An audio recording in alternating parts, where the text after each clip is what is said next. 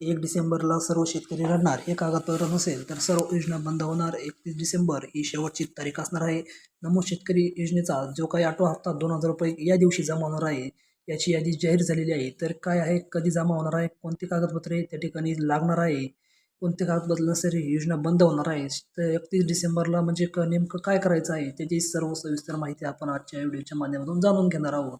तर नमस्कार मित्रांनो, मराठी साईट यूट्यूब चॅनलमध्ये सर्व शेतकरी मित्रांचं स्वागत आहे. तर बघा, केंद्र सरकारच्या PM किसान योजनेचा 21वा हप्ता 19 नोव्हेंबर 2025 रोजी देशातील कोट्यवधी शेतकऱ्यांच्या खात्यात जमा झालेला आहे. हा निधी मिळाल्यामुळे शेतकऱ्यांना मोठा दिलासा मिळाला असला तरी आता महाराष्ट्रातील बळीराजाचे डोळे सरकारच्या नमो शेतकरी महासन्मान निधीच्या या ठिकाणी 8व्या हप्त्याकडे लागलेले होते.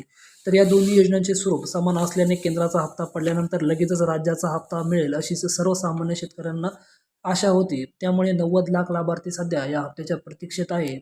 तर अनेकांना आशा होती की नोव्हेंबरच्या मध्यातच दोन्ही योजनेचे पैसे एकत्रित मिळतील, परंतु तांत्रिक कारणामुळे राज्य सरकारचा हप्ता लांबणीवर पडला आणि 90 लाखाहून अधिक पात्र लाभार्थ्यांची यादी केंद्र सरकारकडून प्राप्त करणे आणि तिची राज्यस्तरावर पडताळणी करणे ही एक मोठी प्रशासकीय प्रक्रिया असते. या निधीच्या योजनेसाठी आणि तांत्रिक बाबींच्या पूर्ततेसाठी काही अतिरिक्त वेळ लागत आहे असल्याने वितरणास त्या ठिकाणी नमो शेतकरीला विलंब होत आहे. सध्या ही सर्व कामे युद्ध पातळीवर त्या ठिकाणी म्हणजे सरकारची चालू आहेत.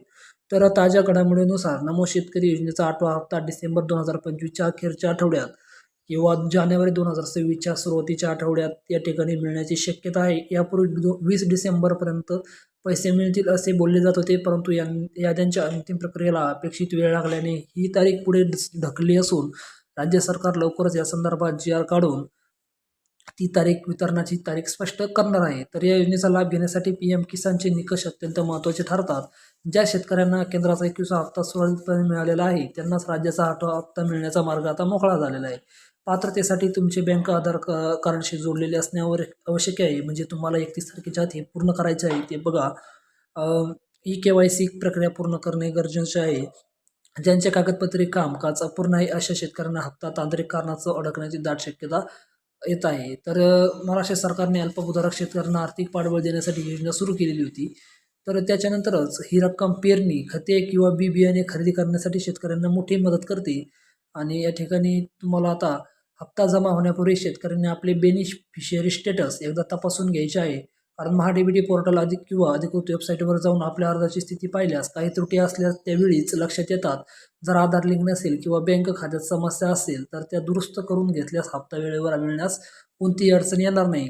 आणि हे तुम्हाला त्या ठिकाणी 31 तारखेच्या आतच त्या ठिकाणी करायचं आहे. म्हणजेच तुम्हाला लवकरात लवकर त्या ठिकाणी हप्ता म्हणजे तुम्ही त्या ठिकाणी पात्र ठरणार आहे. तर या ठिकाणी निधीचे विवरण